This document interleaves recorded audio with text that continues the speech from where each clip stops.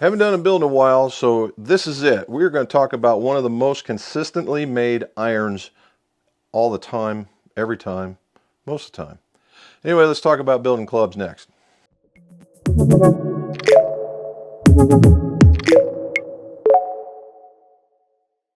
Welcome to the McGolf Shop. Jim McCleary here, and this is the McGolf channel where we talk about golf club repairs, golf club reviews, and golf club fittings, all so your scores can go low.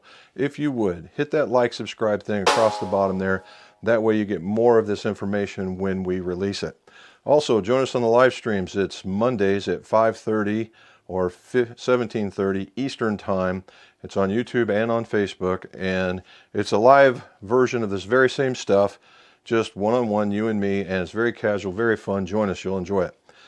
So, last thing, we're going to go to the PGA show, and if you have some certain things that you just want us to go take a look, put it down in the show notes. That way we can make the plan. We're going to go see some people that we know, some people I haven't seen before, but if there's some things you want to do it. And at night, we're going to be doing live streams again. This will be, you'll see this little quote in most of everything I do going up to January.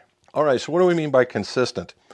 Well, what we're talking about here is Miura, all right, Miura irons.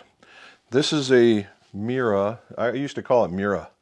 It's Miura, all right, Miura. This is the KM-700, and the design, according to the website, was approved by, and I'm going to hopefully get this name right, Katsuhiro Miura. That's Miura-san. He is the man. He is the guy that made this design. This started Miura, just got it to where they have a very cult-like following.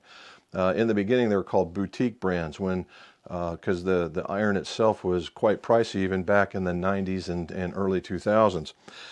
They are very well known for a extraordinarily good feeling iron, and none of these have disappointed so far. Now, this is what we would call a single billet or a single billet forged head to a point. They are well known for another thing, for what they used to call spin milling. And what you would do is they only forge to right about here, and that's just an approximation, right to about here. And then they had another piece that was the actual hosel area, and they would put it on there, and the thing would spin so fast it would weld itself to the top. And then they would hand grind it off.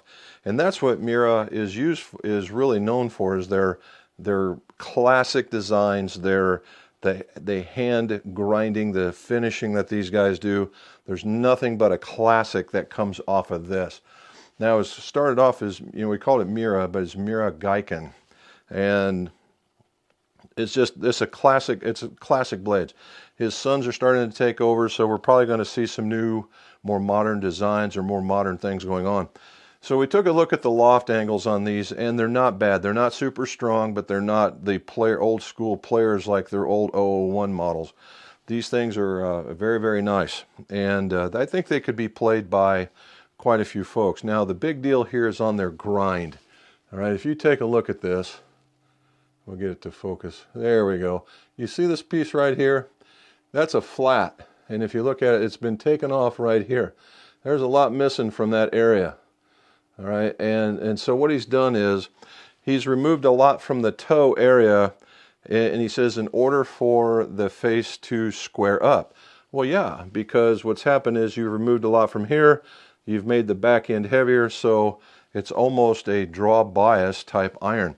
He says for the better players. Now, I would say for Miura, this is what I would call a medium small sole. Keep in mind, these guys are known for making very players-like irons. So you're not going to see some gaping wide sole on this one. This is very much a blade-like iron, as one could see. And with the muscle that is like on a scallop on the bottom. So there's a lot of weight on the bottom so that it can try and travel up into the air. Has a bit of a point on the toe and a very, very thin top line. So this should appeal to a lot of people that will call it low to mid handicap range. If you can't get the club closed, you're probably not going to like this. Now, the other thing that Miura has done that I just really think is phenomenal is that they really do like a radius sole. I love a radius sole. These things are sweet. Unfortunately, they're only right-handed. So And that's the thing with most of the Miura stuff is it's only right-handed. There is a left-handed model or two, but for the most part, if you're a righty, you're gonna like this. Alrighty, so what are we doing with this? We are going to place in some. These are the Modus 120 S's. Let's try that again. Nippon Modus 120S. There we go. Now the 120S is the kind of the flagship model. It put them on the map in that it was a tour level shaft that wasn't as brutal as, say, a Dynamic Gold, and then following up after that, or even a Project X. This is a friendlier type shaft where it's a little softer in the middle, so you get a little bit more kick. It is not for everybody. This is for a person, if you had an aggressively late release, this probably would not work. If you're a little bit smoother, let's say the Type A traditional swing, this thing will feel very, very soft, very, very buttery, and it will get the ball going in a hurry. That's the reason why I like them. So when you combine it with the KM-700, this actually is going to be a pretty neat combination. Somebody that can, if somebody can square up on that face, they're going to like this a lot. All right, so what are you putting on the other end of it? Well, we're going to go with the Golf Pride red and black MCC 4+. It's a standard. I like the grip in that there's a lot of, you got the core in the back and you got the textured red on the bottom. So now we're going for some custom design. Why is that? Well, of course. Well, we're going to put in a BB&F custom ferrule. Let's see if this one will come in. There it is. There's the custom ferrule right there. Josh has always had an eye for design. He keeps sending me what I call Pittsburgh colors, kind of a brown or black and goldish kind of color. He's never disappointed yet, and he's not disappointing now. All right, so when we talk about consistency, what do we want to do? Well, we want to weigh everything first, right? That is the building block for a successful build right there. You have to weigh it. So we weigh all the heads, and we're looking for that 7-gram increment in between. Now these guys in Miura are like absolutely, or will fly that constant flag being within a half a gram, within those tolerances. And were they? Yes, until the very last one. And I went and they were dead on money till the very last one where we went 9.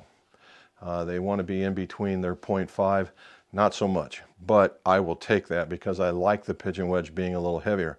Now I don't have their entire spec system for them, so they may have designed this pigeon wedge to be that much heavier, and it very well may be right within their tolerances. So, but I'm looking at a build, not a per, okay?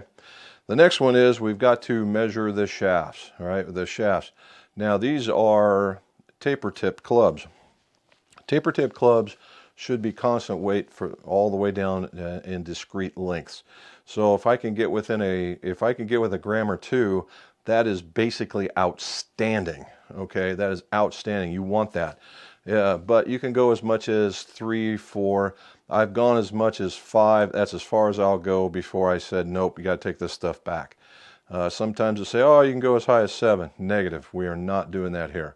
And Nippon does not fail to deliver either. They've been very, very, very, very consistent. As far as graphite goes, the one that works well for me is the Acroline. That's the Clubmaker stuff. Always, always very consistent there. But from a steel standpoint, these guys are top notch. All right, last but not least, we also measure the grips. And the grips, Golf Pride has got it going on. This one was 1 gram from top to bottom in that span, literally less than a gram in that. Of course, we'd like for them to be all dead on. Never going to happen. There's going to be some sort of span. I've seen as high as 3 and 4 grams out from other manufacturers, and you got it. So what you have to do is from the 5-iron or the top of the set, we'll say, gets the lightest grip, to the shortest club gets the heaviest grip. Now, if you're splitting hairs, if you're talking tenths of grams, that's effectively a 0 there. However, if you've got one that are in that 3 and 4 and 5 gram out, then it's really important to do that. That way your your swing weights will come out and they will become more traditional or better as they go down through the set, as opposed to going, hey, these are really light, I used a really light grip on something else, and boom, you got a really light one. We don't like that. All right, so that's how important this is to get started.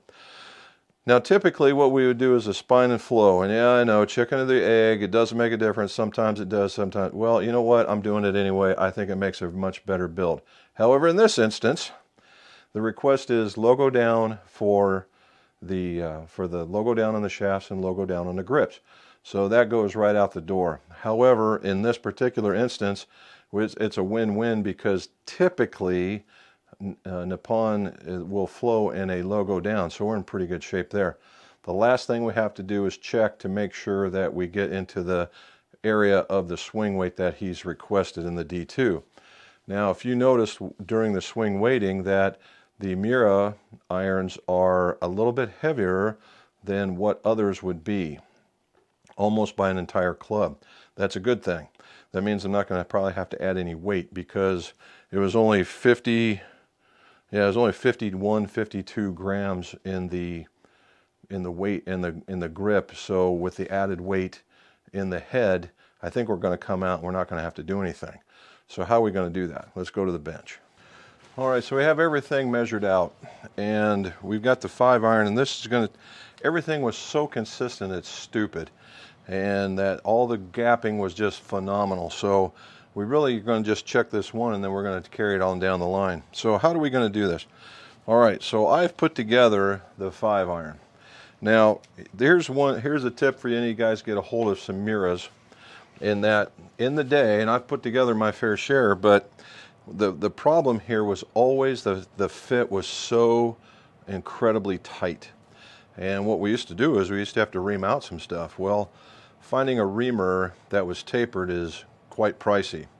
So I figured out that, much to my enjoyment, that the bottom was always really good. It was the top that was very, very tight. So what I would do is I would take a 3/8 inch reamer, and I would just start in 1/4 of an inch increments and work my way down. And then I would slowly but surely be able to insert this shaft, a taper tip shaft, all the way down. All right, and I had to do that on the 5 iron, so I was like, oh, hey, look, we're reliving the days. And what I had to do in this last one is I came down about that far on it, and all of a sudden it inserts like it was just made to be there. Now, I've checked all of them because of that, and it was the only one. The rest of them are very, very smooth, which was really not indicative of a typical Miura. However, the rest of them fit very, very well. They're very tight. It's once you braid the shafts, they go in there, and it's a great fit. Again, an unproblematic build, or an unproblematic quality.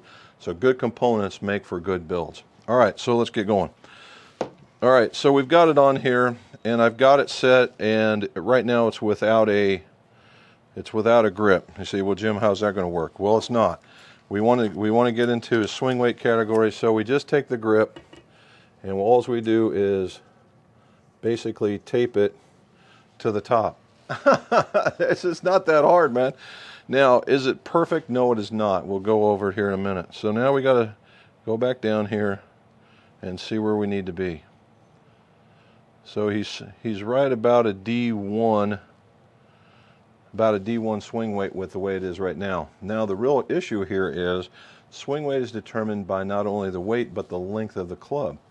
Now what I've done is I've got the grip at the very end of the shaft. There's a grip cap on this that's somewhere around 1/4 of an inch. So when I add this 1/4 of an inch, it's going to give me another swing weight.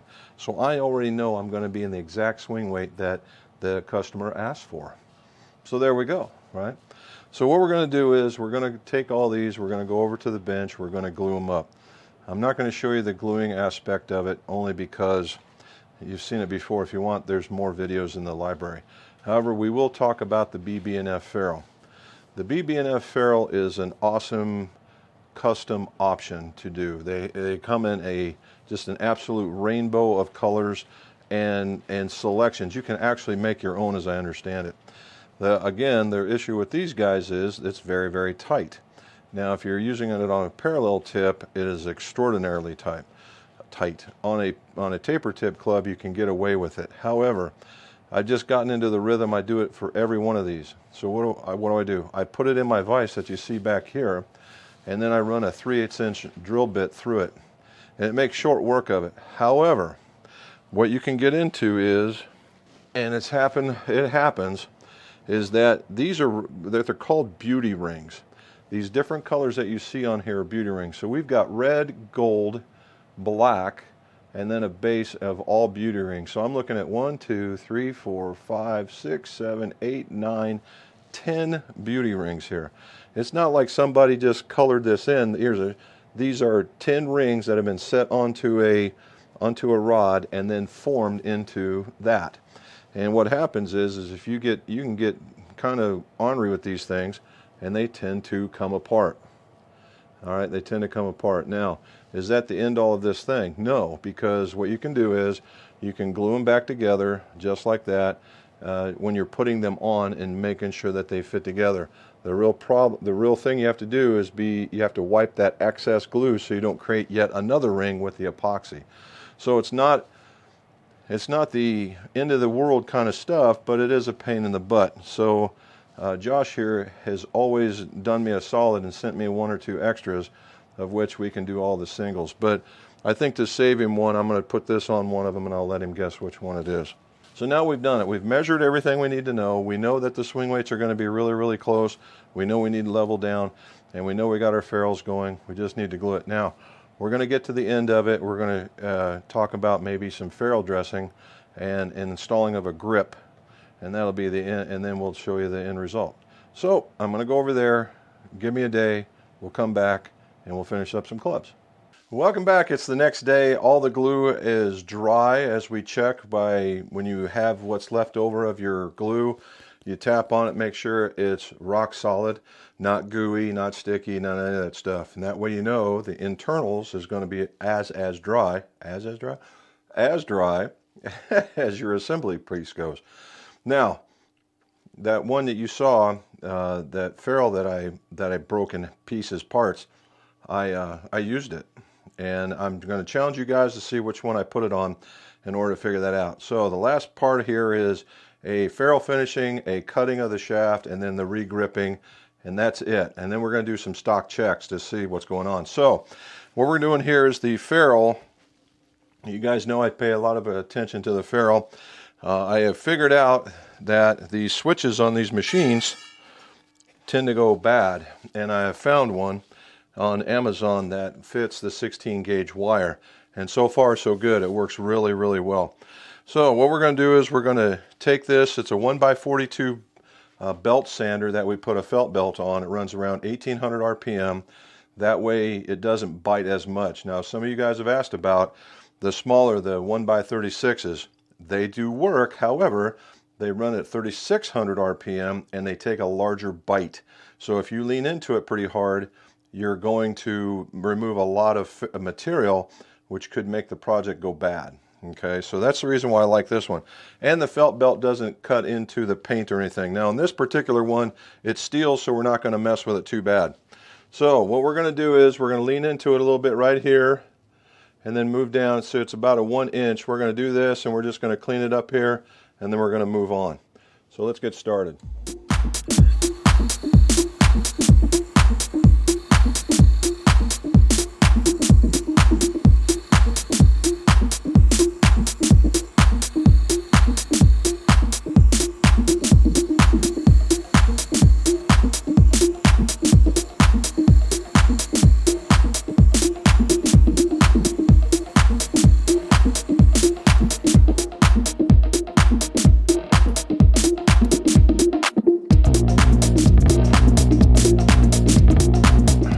As we talk about this is the real trick that makes the ferrule shiny, and is acetone on a 2x2 piece of paper towel. And what we're doing is we're cross hatching. We're going to 90 degree, and what it does is it smooths out any of the, we'll call it grooves, impurities, whatever you want to call it. Just basically smooths out the ferrule and gives it a shiny shape. And honestly, this is the reason why I like a lot of these BB&Fs, other than they're a pain in the butt to put on without reaming them out. Cleaning them up is is very nice and easy, where you'll find on some ferrules when you go to do this that you take off a significant amount of material and you're like, well geez, what did I leave behind? In this one, it's actually a pretty tough ferrule. Now what I'm doing here is I'm looking at it and I'm inspecting it just to make sure that I didn't have anything gross happening to it as we were going through it. And the cool part about using these things are, let me get another towel.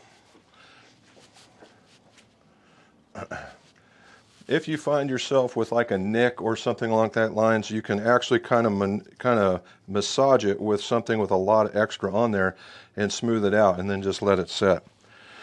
All right, now the other key is, and the last part that I do that a lot of people do not, is the Glanzwatch wheel, which is the unstitched buffing wheel with the yellow polish that I get from Grizzly. Now what I'm talking here is I'm allowing the acetone to evaporate off of the ferrule in order for it not to make the ferrule so soft that when I go to lean in and do the final polishing, that it actually disrupts that ferrule and it makes it ugly again. So that's what we're going to do down here. I've already applied some of the yellow polish. If you wanted to see something like that, you go, it's really easy. There we go.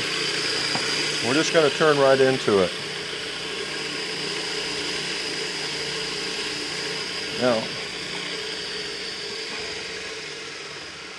Now again, what I'm looking at is when I'm doing this is I'm doing it every time I'm working on this.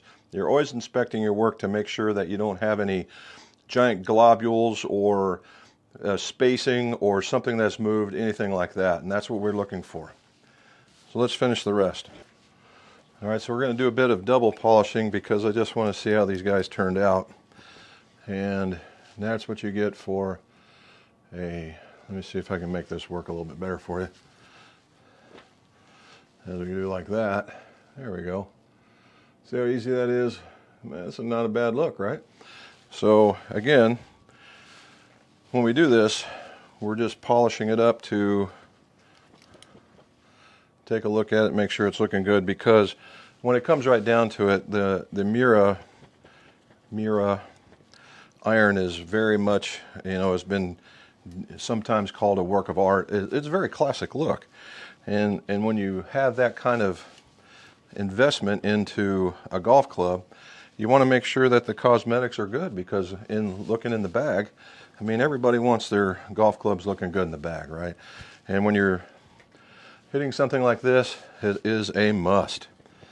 All right, I think we did okay. All right, last bit is we got to put on some grips. We got to put on some grips. I'm going to do that real quick. We'll do one for you right here, and then I'm going to put the rest of them on, and we'll come back and we'll talk about the specs. So I've got all my grips lined out from lightest to heaviest, and again, they were only 1 gram. So, I need a marker.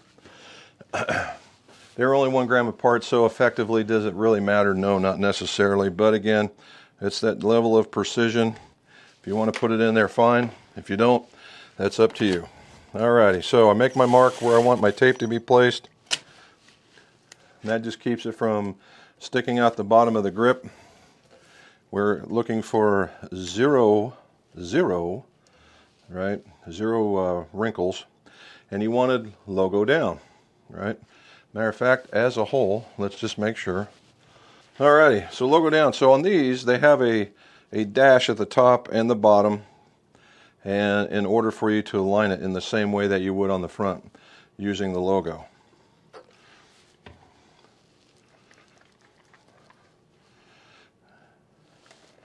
This is almost a zero get any on you kind of setup right here. There we go, that comes off. We want to make sure it's lined up before we do a real check. Kind of like it that way. A little adjustment. That's better. A tap to make sure it's seated. And if you can hear, it's still leaking air. Nope, and it just stopped as I told you that. One real quick wipe to make sure you get all the dust and the goo off of it. And as you can see, there was quite a bit of it. And we move on to the next one. So I'm going to finish these up we'll talk about some specs and I'll show you what they look like here in a minute. So as you saw, we got all the grips on. Pretty easy job. You know, if you're getting ready to get started in club making, that would be one of the first tasks I would look to master. Not just take on, but master it. Master it how you put on ones that are difficult to put on, master the sizing, master the different shapes and know core sizes versus shaft sizes, all those different things. It's not just, hey, go grab a tube of solvent and a vise and put it on. Now I will say there'll probably be somebody out there that says you don't need all that stuff off there. You can just shove it down there while you're holding on to it underneath your arm or pushing against the ground. Now, in a pinch, when you've got nothing, I guess you've got to do that when you want to do it. However, that kind of motion and that kind of the way that you would do that lends itself to breaking clubs. Okay. Now I know, yeah, we know that's going to be in doing that. Yeah, well, you know what? If you have the proper tools, your chances go down to almost zero, as opposed to with a significant chance of doing it, particularly if you're messing around with graphite. And so that's what I would recommend. Now, the last thing that we do here at McGolf is we do builds and repairs. We like to send them out, you know, as Dad always used to say, give them back better than you got them. And that's what we're trying to do right here, particularly with these, right? I mean, you really want these things to look good when the customer gets them. All right, so we're almost down to the end. I just swing weighted one and it's D2 on the number. I expect that the rest of them will be like that here in just a moment, since we had such precise grip weights, shaft weights, and head weights. I don't expect them to be too much off. And if they are, it'll be less than a swing weight and nobody's going to detect that. So that turned out to be very, very cool. So stay towards the end and I will show you a neat little video of what they look like when they're all done. Again, if you liked any of this stuff, hit that like, subscribe down at the bottom. Tell your friends, families, as we're trying to grow our subscribership. Also, we have the live streams on Monday at 5:30 p.m. Eastern, or 17:30 for those of you on European time. And we talk about the same stuff. It is back and forth, very much a relaxed atmosphere. I know you'll enjoy it. Join us if you would. All right. Again, as always, let's see your scores go low.